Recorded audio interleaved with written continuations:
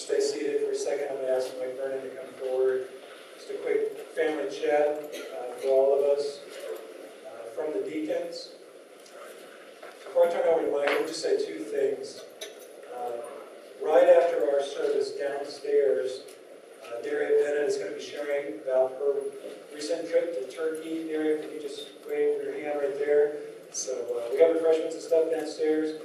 I encourage you to go down and you can ask questions of Daria. She's going to share a little bit about her trip and how God used her to witness on behalf of the Lord there.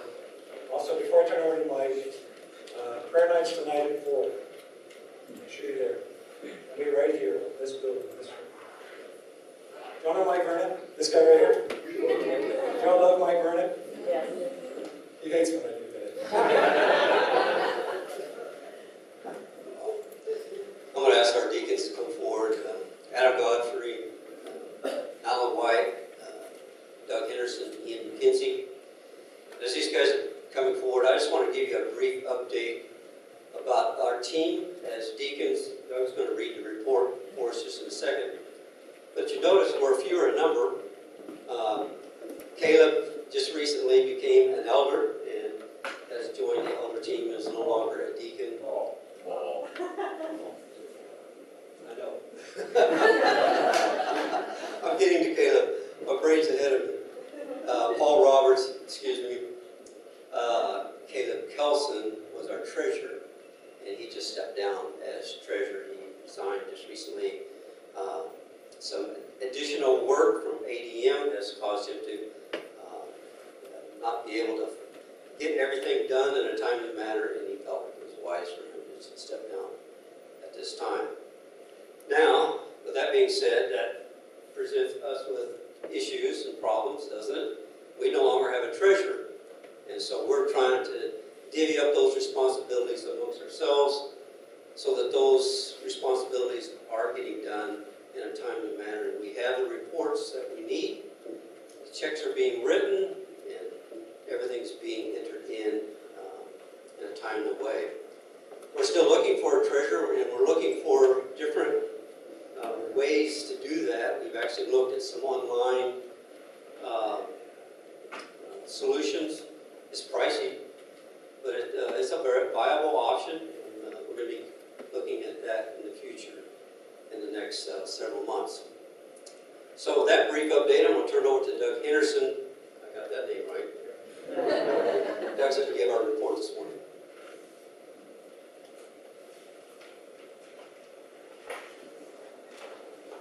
Good morning, church family. Thank you for staying and around for this family chat as we kind of get you an update on our business of the church. And I'll try to be brief here. As the deacons, we are tasked with benevolence, finance, and facilities. We have several topics which we will share on these 3 areas. It's been 6 months since our last report. And it is our goal to be informative, transparent, and concise. In case you're not aware, because we already spoke about the deacons here, we have Adam Godfrey, Ian McKenzie, Alan White, who's not here with us, and then myself, and then Mike Vernon as our chair, and then myself, Doug Henderson. As an elder-led church, we do not vote, do a congregational vote. However, we know and understand the importance of remaining transparent with our church business. Our facility has been used with many times over this last 6 months with church and member-related activities. We've hosted several women's events, which I've heard have been amazing. Training events and small groups, and some couples in the church have used it for many different events of their own. If you are a church member and you need to use facilities, we require a request form to be filled out and followed. If you are thinking about using the facility, we request that the form be filled out and submitted with 3 weeks in advance. But we know that sometimes that can't happen, and so we just ask that you would get it in as soon as possible, because the elders and the deacons go over the form and make sure that it will fit. In the time, and as the elders, their concern would be that the facility be used in a way that is part of our contrary to our church doctrine and our bylaws. And once that is made, you will be given a contact person, and the arrangements will be made so that that person can be here to make sure that everything that you need will be met. It was March when we last reported, and at that time we gave you the numbers of our 2018 budget. Our budgeted goals for this calendar was $275,625. The financial picture for the harvest remains strong and continues to be positive. First and second quarter budget giving contributions should be $137,812. Our actual giving at this same for the same period is $157,237. Church, thank you for your continued support and blessing. We are blessed and thankful for your generosity. We have 5 funds within our budget structure. Obviously, the main fund is our general fund. Currently, the general fund is at approximately $75,000. The building fund is currently at 0. However, we have had $2,270 given help to remodel of the fellowship hall. We have a missions fund with a balance of $260. Our hospitality fund at the end of the second quarter was $625. And the benevolence fund is $1,800.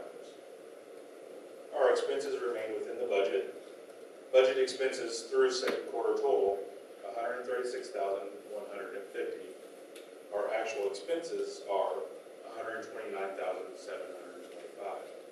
I am pleased to report all line items are within the budget amounts. Like with any other budget, we have items like insurance with premiums. They're paid semi-annually, annually.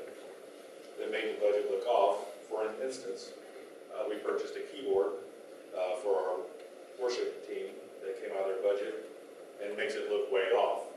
But, however, know that the balance will all come out in the end of 2018. We are initially creating a new fund. We are calling this the Debt Reduction or Debt Elimination Fund. In February of 2019, we will renew our note for this facility. We are currently seeking institutions looking for the best rate possible. When we purchased this facility 5 years ago, we could not find a suitable lender giving us the best rate possible. So we chose a 5-year balloon. Now 5 years later, we owe just over $200,000 with a monthly payment of $1,441.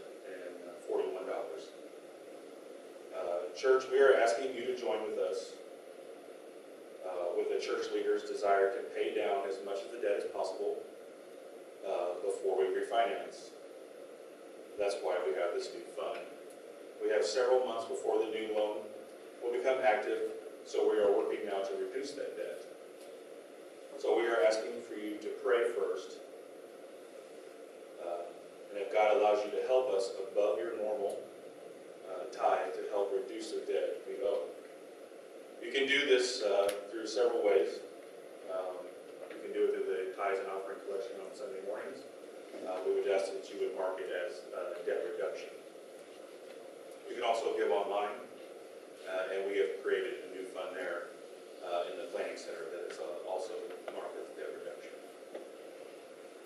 Your deacons, we continue to work on the areas of the church. We are gaining on the room outside of the bathrooms. Slowly but surely, but it is starting to look very nice. I looked at it this morning, and the Saturday worker did a great job of getting everything down, and it's looking very well. We are also looking to replacing the front doors out here to have a greater efficiency and security. I looked at that this morning, and there's a hole at the top and the bottom where you can see daylight. So there's finally time that we need to replace that.